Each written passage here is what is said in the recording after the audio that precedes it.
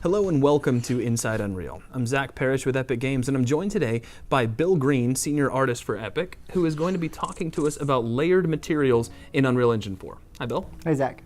So our topic today is layered materials, which I understand are a special type of material in UE4. But for those who are new, what is just a regular material? Well, that's the surface definition of an object. So you can control the color, the specularity, the reflectivity, the bump, the glow, things like that.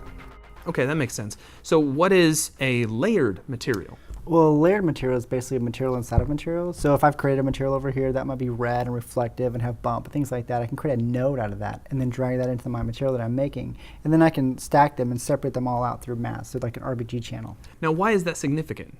Well, as an artist, it's all about control. And so you want to be able to just jump in there and create all the art you want without being caught up with, technical limitations. Just be creative and not worry about it. Okay, can you show them to us? Yeah, sure. So here we have two tricycles. They look identical, but one uses layered materials and the other one doesn't. Let's look at the one that doesn't first. The tricycle is broken up into several different elements. As you can see on the right here, we have each slot with like metals and chromes and red paint, things like that. But these are defined by polygons.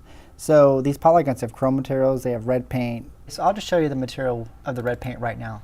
Right here is just the material. It's really simple. It's just a color into the base color, a constant into the metallic, a constant into the roughness, and just your basic normal of your choice. But I'll go ahead and show you how easy that is to create. Just go to the content browser, right click, select a material, I'll call it test, and just open it up. And then what you'll do is just right click, you'll create a constant 3 vector for your RGB, and double click that, find the color you want. I'll use red, and it's good to go. And then we'll go ahead and just create a constant and plug that into the metallic. And I'll duplicate that, and I'll plug another constant into the roughness. And you can see it's that easy to make a metal paint. Super simple. And I'll save that, and it's good to go. So you actually specify what materials go where at the polygon level? Right. Okay. Now the other one I assume uses layered materials? Yeah, the other one uses a single layer material instead of a separate material element. Oh yeah, you can see that. Yeah, you can see that it only has one material applied. Inside that material there are layers for things like chrome, red paint, rubber, and so forth. And these are basically separated by texture masking.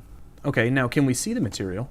Yeah, if I jump inside, you can see right here the nodes that separate the different material layers. You can also see how we use each channel of texture to control where each one is blended. Okay, yeah, that's got a nice flow to it.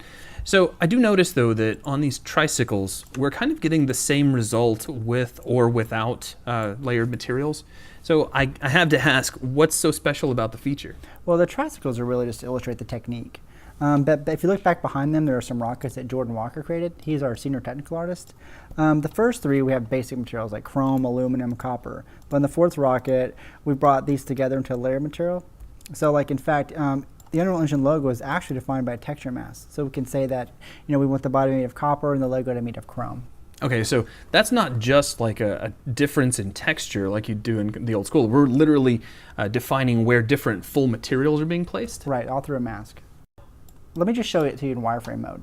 Okay. So you can really kind of see what it does. Yeah, you see that? Oh yeah, you can see that the logo itself is not part of the model at all. Yeah, that's kind of the idea. It's sort of a per pixel material placement along a surface. I can see how that adds a lot of flexibility to the art pipeline. Oh yeah, it really does. Regardless of which approach you choose to take, whether it's a single material, a layered material, or a combination of both, you take control over the look and feel of the object, in this new art pipeline. You can easily make changes at the pixel level and immediately apply them to the entire game. You can share libraries with your team, so it saves an incredible amount of time. Very cool. So that is a look at layered materials in Unreal Engine 4. Thank you for your time, Bill, and we'll see you on the next Inside Unreal.